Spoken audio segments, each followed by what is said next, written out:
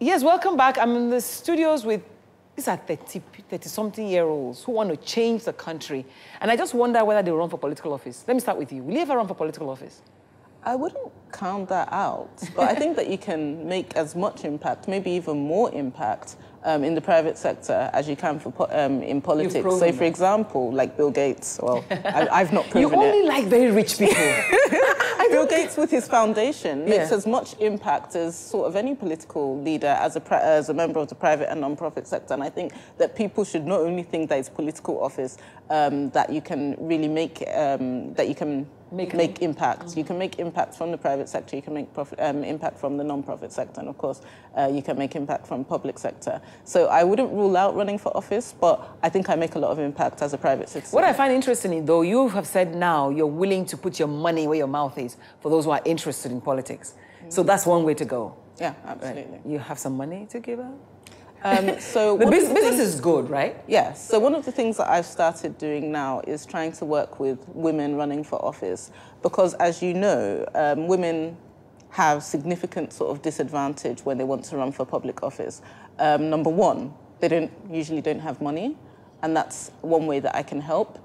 Number two, the cultural environment that we find ourselves in is very difficult, in that women aren't encouraged to be leaders. In fact, there's a likability penalty that you do pay as a female politician, because, you know, a man that has money and a man that is ambitious is actually more likable and more eligible for marriage. A woman that has ambition and is rich and, you know, wants to make a difference and has all the qualities of a leader is actually less likable and less so it's a tougher journey for them. So it's a tougher journey. So we've started looking at certain female politicians running from anything from councillor to House of Rep to Senate. Obviously, I can't support anybody going for governor, but at least the small things and the grassroots, we've started trying to support them. And this is the Flying Doctors? In a personal capacity, this nothing to do with flying doctors. Just trying to support them, trying to offer mentorship and trying to offer money. So obviously, impact is important to you. You've chosen, right, besides being a communication strategist, you want to support people who can get there. Oh, yeah. Do you want to get there yourself too someday? Yeah, of course, like you rightfully said. For now, I'm you know, putting my skills to help those candidates I feel would make some sort of a difference in public office. Of course, 4 or 5 years from now, I'll be running for office myself. Well, that's, I mean, it's very nice to know that what you're going to do. Yeah, I mean, because let's be honest, and I'm particularly going to be running not for executive office, but in the legislative arm of government, because it does seem that those individuals don't stand up enough for the people that they represent. We're always looking for them. I mean, you look at Lagos State, for instance. If I asked you who was representing you in your constituency, you probably wouldn't even know. So I think Nigerians need people that will go into those offices and fight for them and fight for the things that matter to them.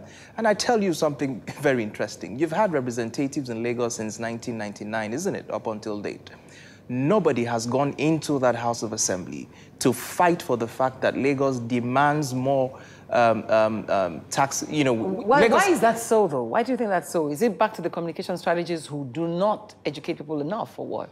Or just a lackadaisical, it doesn't concern me? I mean, first of all, you have a situation where people feel that the job of the legislator is to do community projects, is to drill boreholes, to buy a few jam forms for people to go into university and what have you.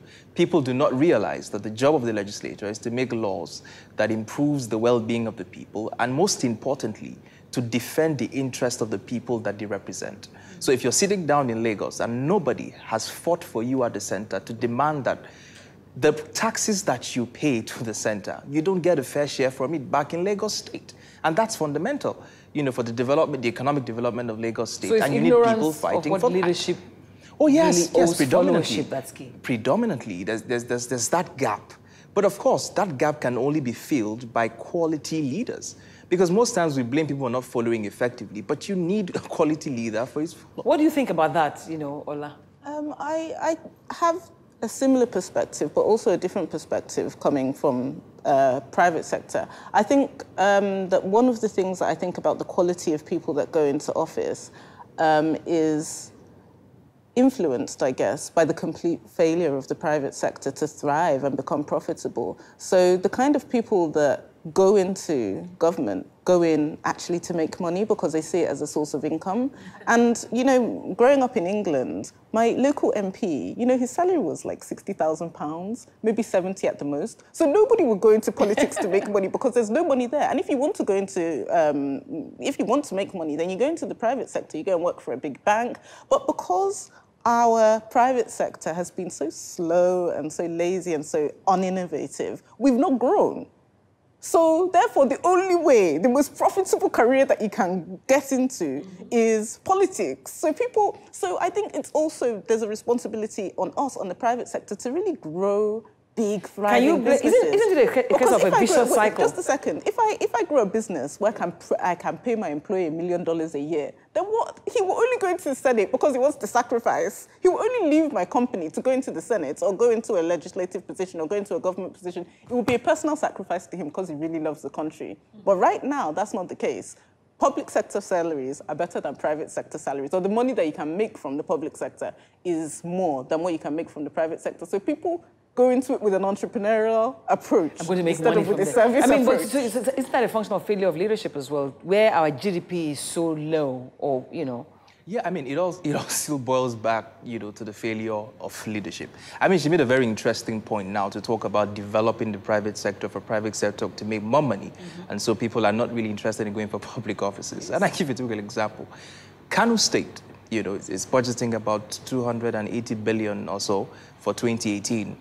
Now, Kano State is supposed to be the commercial nerve center of Nigeria. In fact, if you go to ancient days, there were trading routes from Kano up until Chad, Niger, and what have you. It was a big business place.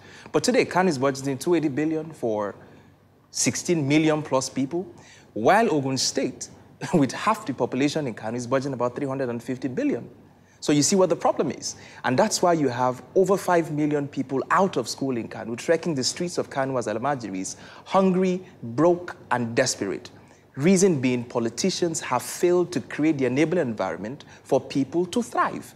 You know, so continuously and consistently, what we simply are doing is relocating poverty from one local government to another.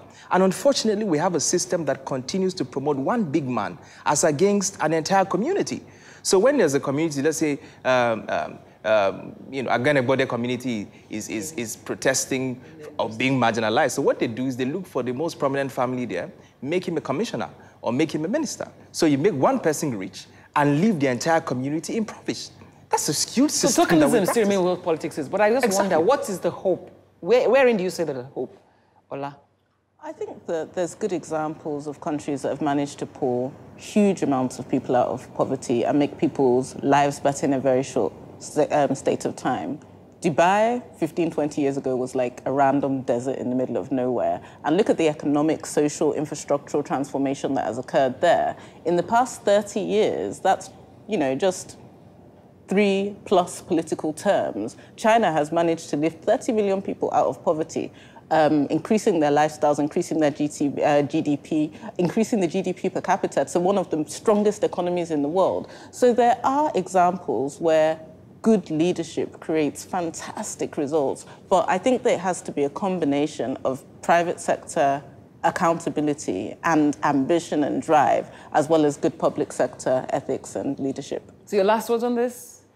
Well, I mean, we just cannot but continue to advocate for good leadership. Maybe I don't want to go without saying, so what's the responsibility for the young, though, that you represent? Where's the responsibility for them? I mean, sometimes I feel pity because the young people of Nigeria ask too much after being given absolutely nothing, you know, by a government and a country that has, you know, vulgarized the educational system and what have you. So they've been given very little to work with.